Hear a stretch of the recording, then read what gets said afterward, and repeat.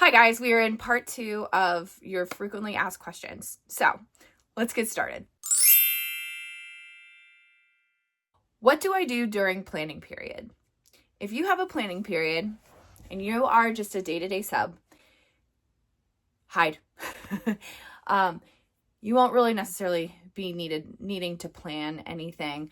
What I've done during planning periods is I have gone over the lesson plan, kind of figured out like what went wrong and where I need to fix it, where I need to fix my expectations and all that. Other than that, I would relax, go get my snack, hydrate, that type of stuff. A lot of the times nowadays, covering other classes are super important. So you might be covering another class. That's why I said hide, but just remember that was a joke because they know where you are. So if you're needed, you will be changed to a different classroom for a different period or time while you have your planning period. Other than that, you're good to relax.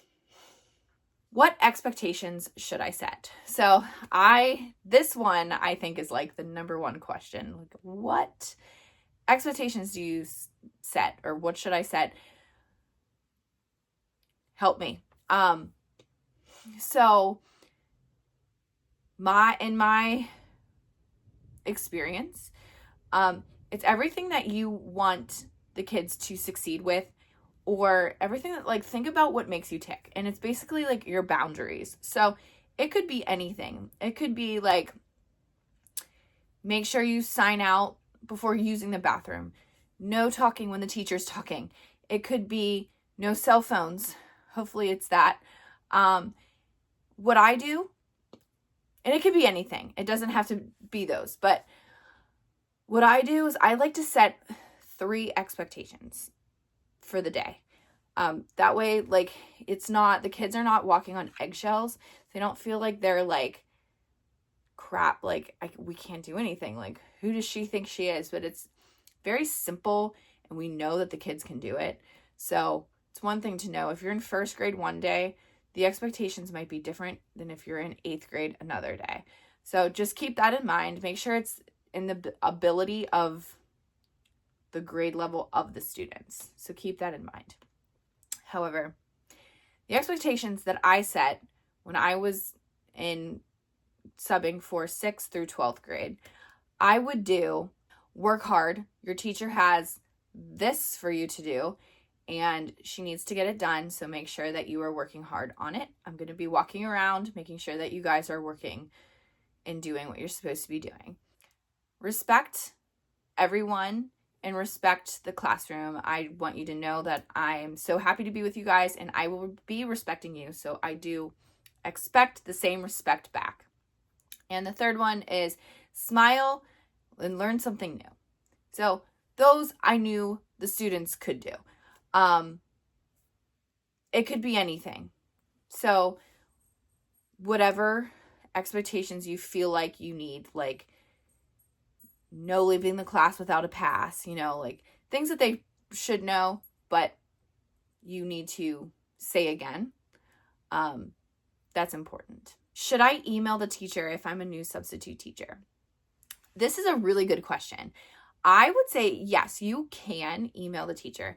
I say that because, so I don't want you to think like, oh, that's kind of weird to like email him or her, because they're going to think that I'm like stalking them. Like, no, I actually think when I was a teacher and I had a sub and I didn't know the sub and they emailed me, I was always like, that was really kind. Like, she might be nervous. I've been there.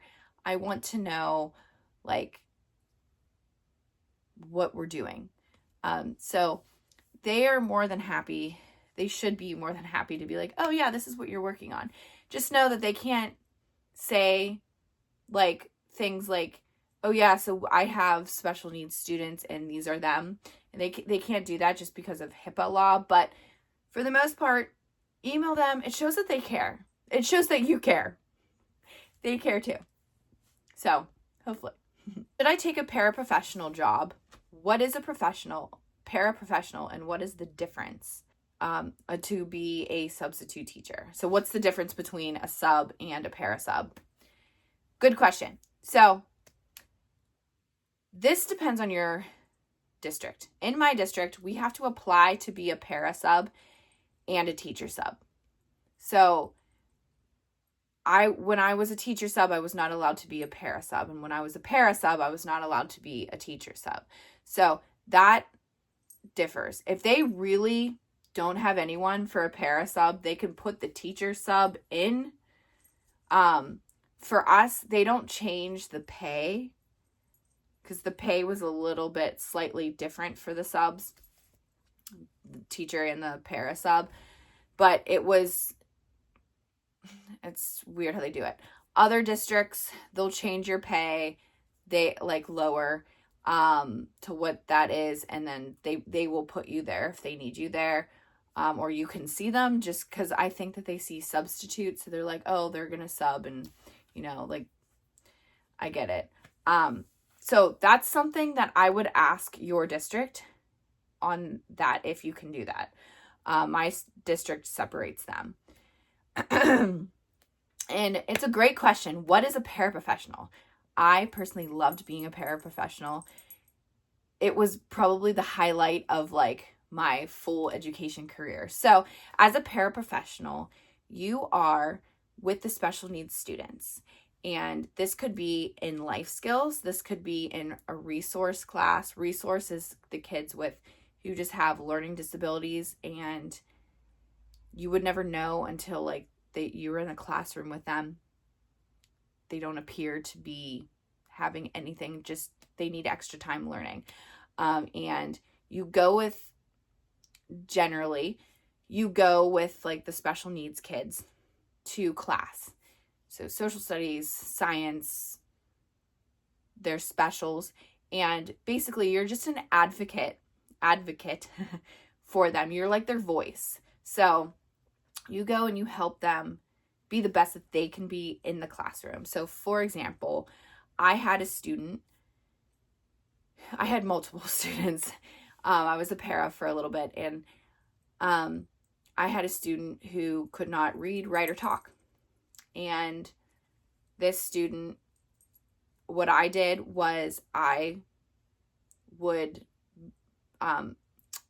modify whatever they were learning. So she was in 8th grade, and I was able to find the same material but in a modified version.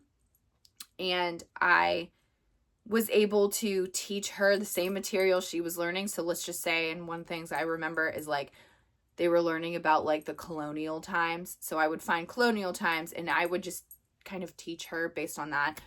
And so she was kind of doing the same thing, but not.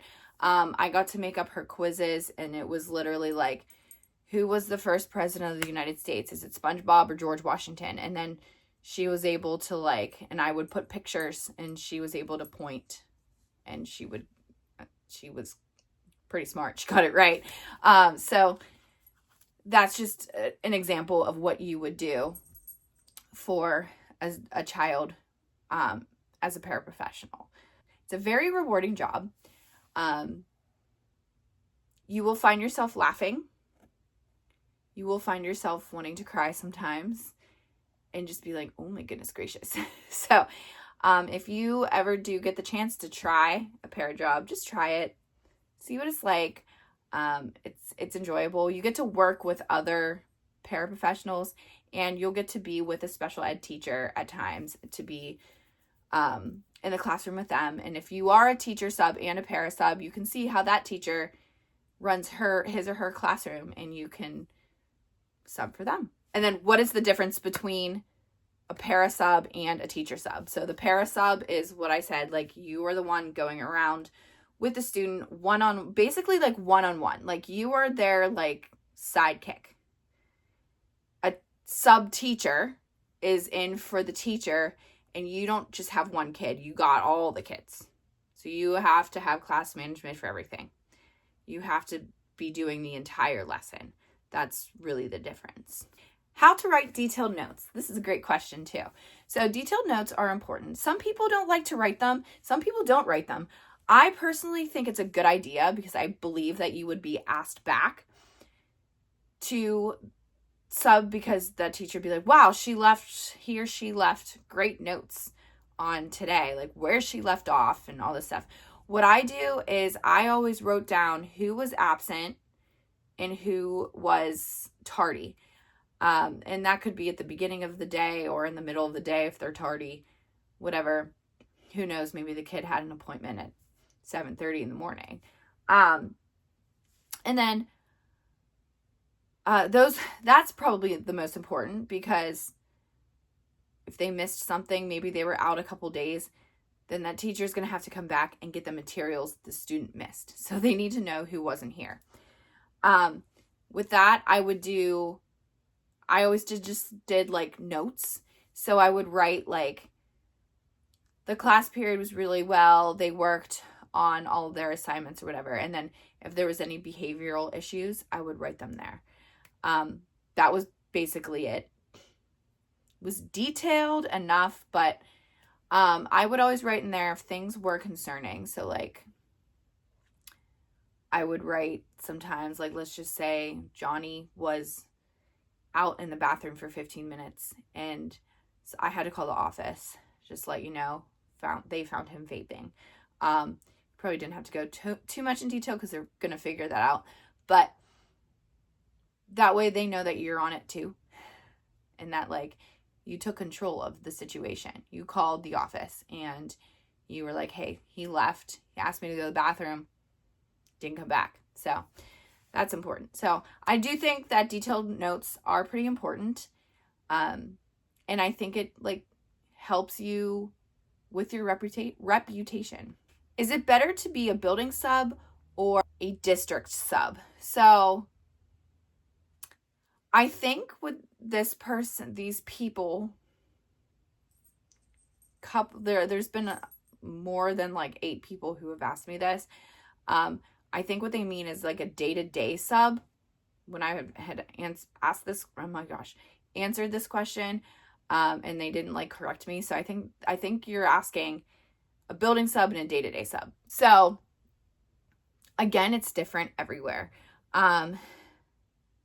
In my district, you could not be a building sub as a guest substitute teacher. So meaning if you had just a bachelor's degree and it wasn't in education and you did not have your actual like teacher certification, you could not be a building sub. That's like the difference. So I think they did get a little bit higher pay. I don't know how much. I was a building sub. I don't even know how much I got paid for that. I think it was a little bit more than what a day-to-day sub would be, but it literally was like $5 more, maybe. I don't remember, to be honest. And then a day-to-day sub. So to answer the question, it's what you want. Anything is like, nothing is better or worse. It's what you want, what is going to make you feel comfortable doing your job. However, a day-to-day sub and a building sub are kind of the same thing. The only difference is that a building sub comes to the same school every single day. And a day-to-day sub, you're still picking up your jobs. You can go to this school, to this school, to this school, to this school, to this school, to this school, versus just staying at one. That's basically the difference. And then, so like, when I was a day-to-day sub and there were building subs, I would hit my job. I would hit accept. I would go there. And then after all the day-to-day subs were set, we would go, or the building sub, I say we because I was a building sub too, so I'm like getting confused. But after like the day-to-day subs got their jobs, we were able, the building subs were able to pick up what was left. So sometimes it was nothing for a while. And then something would come up like, hey, so-and-so needs to leave because their kid is sick. Can you go in? Yes, of course. things like that. So the only difference is that building subs, you're there in one school, in that school only. And day to day is in the entire district. You're doing the same thing, really. Just one, you pick up a job. The other one, you wait to hear where they want you. Classroom management. How do I do it? So classroom management is the hardest part about substitute teaching. Not just substitute teaching, but teaching in general. Classroom management is one that it can take you a year and more to get the hang of. So it's something that you need to be giving yourself grace for. Definitely learn on the fly, and learn from criticism, and reflect at the end of the day and be like, that didn't go well. And again, give yourself grace.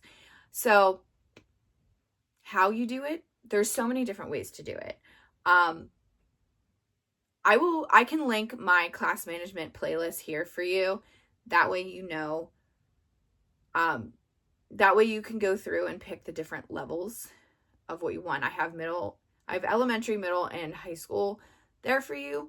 But you want something in place. It could be something as you're in elementary school and you have your 1, 2, 3, eyes on me, or if you can hear me, clap 5 times, that stuff. You could do incentives. You can do the star student. This could be something as like starting with your expectations is a good class management one. Walking around the room is good class management. So just managing the class. So have something up your sleeve, even if it's one thing, and go with that. And then the more experience you get, the better you will get at it. How do I get training? So a lot of people do not get training as a substitute teacher. I have a video that I linked in the first video, and I will link it here too. It'll be in the comments. Well, I'll put it in the description too. It basically use it as a training. I think a lot of the trainings, I said that weird. The trainings are like very generic. The ones I had, I remember just being like, I learned this already.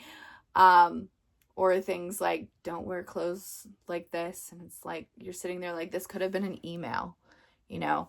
And just FYI, if you are a brand new sub, your training is substitute teaching. So you're going to learn on the fly. It's like literally from day one, that's your training. It is. If you went to school for education and you're like, I kind of know what I'm doing, you kind of already had some tricks up your sleeve due to student teaching. Teaching and substitute teaching are different. Teaching and long-term substitute teaching are a little bit different. So keep that in mind. But I have that video. I'll link it in the description below. And basically it has a Google Doc in it, and you can go through. It's like fill in the blank. And I have like the biggest tips, do's and don'ts, what you should expect, what to bring, things like that. And it's based on my experience as a substitute teacher. Do I need to have a teaching license? Not necessarily. Nowadays, since there are a lack of subs and also a lack of teachers, that's why they have an emergency permit now, where you can just go in and that's why I think that a lot of people do have training, because you can just have your bachelor's. Like, you can be in accounting, you could have gone to school for like business management, and now you can be a substitute teacher. So you don't necessarily have to have your license. I do think it is a good idea, but it doesn't matter at this point. To be a teacher though, I would say you would need your teaching license. And then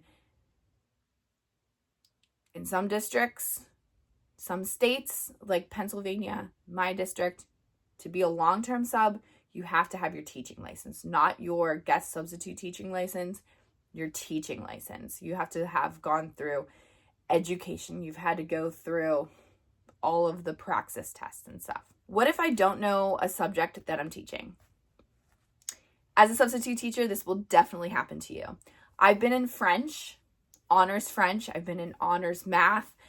I was not an honors student. I was just a regular student when I was in school. So like, to me, I was like, whoa, you do not need to like be the most knowledgeable person ever. My advice to you though is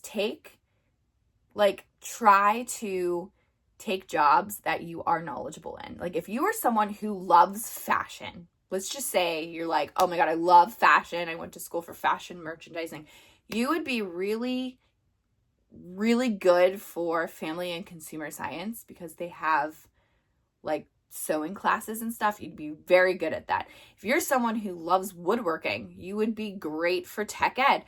If you're someone who's like, oh, I have a health degree, go to health education and physical education. Like go where you're knowledgeable at, but also don't limit yourself to that, because I feel like when I was experiencing myself as a substitute teacher, the more jobs I took, the better my class management was. And not only that, because I went to school for physical education, I knew, and I was very,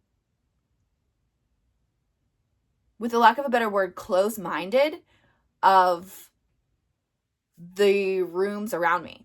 Like I knew that like I still had to have class management in the other classes, but I was like, whoa, this is totally different than like going outside. This is like, okay, like this is a little bit easier, to be honest. But so my advice, again, to recap, would be try to go where you're knowledgeable at, but also like don't limit yourself. And like after you get a little bit comfortable substitute teaching, then branch out, do other jobs, and you'll bloom, you'll blossom. I'm a new sub and never been a teacher before. I was asked to take a long-term position. Should I take it? This is another one that is like number one frequently asked question. Okay, you're new.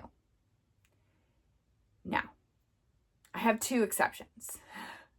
You don't have to take my advice, but this is just my best advice, and someone who has done long-term subbing, substitute teaching, regular substitute teaching, and student teaching, and knowing and like observing of classrooms since I started college. If you're brand new, if you're someone who you have that guest certification, or like you don't have your teaching license, you have a bachelor's degree in something else, you're brand new and you've never done this before, do not take a long-term sub position. Sorry, my allergies are crazy. I would say the reason why you don't want to take it is because you are going to be the teacher. What that means is you have to have good class management. Not saying that you don't if you're new. It just means that you have to be like that with the kids. You are going to have to go to meetings. You're going to have to sign IEP documents. You have to know like what students need to be where with IEP stuff. You're going to be grading. You're going to be possibly doing the lesson plans. You are stepping in as the teacher. So my advice is to give at least half a year to a year before you accept a long-term sub position. They're great because it's consistent, but I do unfortunately feel like a lot of people are asked to do this when they're new and then they quit because they're like, I didn't know all of this was involved. They took advantage of you. Don't let them take advantage of you and be like, no, not right now. I will probably like doing this in the future, but at this moment, I'm going to stick with day-to-day subbing because I'm new at this. And yeah, there's a lot in the teaching world. And a lot of what I teach in my videos are for day-to-day substitute teaching. If you're interested and you've been substitute teaching, you're like, I think I want to try long-term subbing, I have a playlist that I will link in the description below as well. And you can go over some of those stuff, some of those like techniques and stuff that will help you. But experience is extremely important. Thank you guys for listening to this video, part 2 of your frequently asked questions. Let me know down below what questions that I answered for you, or if you have any other questions, I'm happy to answer them, and I will see you in this video.